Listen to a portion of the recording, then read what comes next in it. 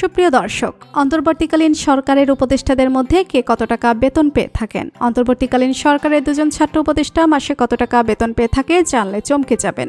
এছাড়া প্রধান উপদেষ্টা হিসেবে ডাক্তার মোহাম্মদ ইউনূস কত টাকা বেতন পেয়ে থাকে, বিস্তারিত জানতে ভিডিওটি না টেনে শেষ পর্যন্ত দেখতে থাকুন। প্রথমে আমরা জানব উপদেষ্টাদের বেতন, এরপর জানব অন্তর্বর্তীকালীন সরকারের প্রধান উপদেষ্টা ডক্টর মোহাম্মদ ইউনূসের মাসিক ইনকাম সম্পর্কে। ছাত্রদের মধ্যে থেকে বেছে নেওয়া আন্দোলনের দুই কেন্দ্রীয় সমন্বয়ক আসিফ আহমদ ও নাহিদ ইসলাম সহ অন্য সকল উপদেষ্টাদেরকে নিয়ে গঠিত হয়েছে অন্তর্বর্তীকালীন সরকার। একজন মন্ত্রীর সমান পদমর্যাদা পান একজন উপদেষ্টা, মানে একজন উপদেষ্টাকে আপনি মন্ত্রীর সাথে তুলনা করতে পারেন। মন্ত্রীরা যেমন বেতন ভাতা পেয়ে থাকে, একজন উপদেষ্টা একই বেতন ভাতা ও সুযোগ সুবিধা পাবে। অন্তর্বর্তীকালীন সরকারের একজন উপদেষ্টা কোন মন্ত্রীর থেকে কোন অংশ কম নয়। 2016 সালের তথ্য অনুযায়ী একজন মন্ত্রী বেতন পেয়ে থাকে মাসে 1,05,000 টাকা। মন্ত্রী, প্রতিমন্ত্রী বা উপমন্ত্রী তাদের কাউকেই তাদের টাকার কর পরিশোধ করতে হয় না।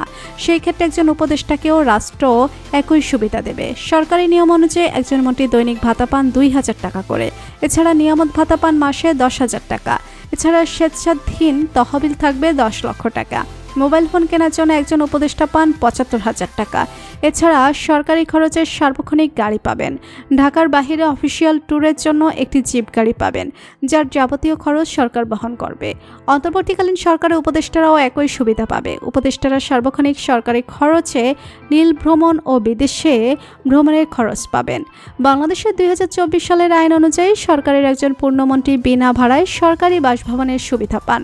তার বাসার গ্যাস, বিদ্যুৎ, পানির বিল, টেলিফোন বিল সহ ভবনের যাবতীয় রক্ষণাবেক্ষণ বহন করে সরকার। এই সকল বাসায় সর্বোচ্চ 5 লাখ টাকার আসবাবপত্র দিয়ে থাকে সরকার।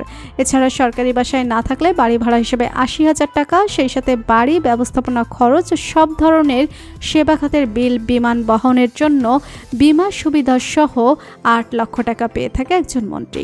এছাড়া মন্ত্রী আর সার্বক্ষণিক নিরাপত্তা প্রহরী পান। তাদের সাথে সার্বক্ষণিক সিকিউরিটি গার্ড থাকে। উপদেষ্টারা বাসা থেকে অফিস বা অফিস থেকে বাসায় যাওয়ার জন্য খরচ পান। নিজের এবং পরিবারের ভ্রমণ খরচও পান তারা পরিবার নিয়ে যেখানে যাক, যত ভ্রমণই করুক না কেন, তার সকল খরচ বহন করবে সরকার। এছাড়া 2 জন গৃহকর্মীর ভ্রমণের খরচ পান একজন মন্ত্রী।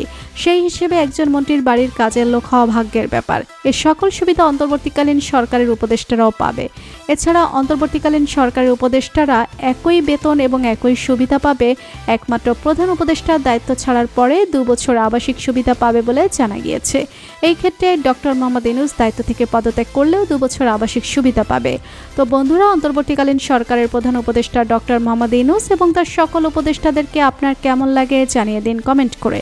আর ভিডিওটি ভালো লেগে থাকলে একটি লাইক দিয়ে চ্যানেলটি সাবস্ক্রাইব করুন। ধন্যবাদ।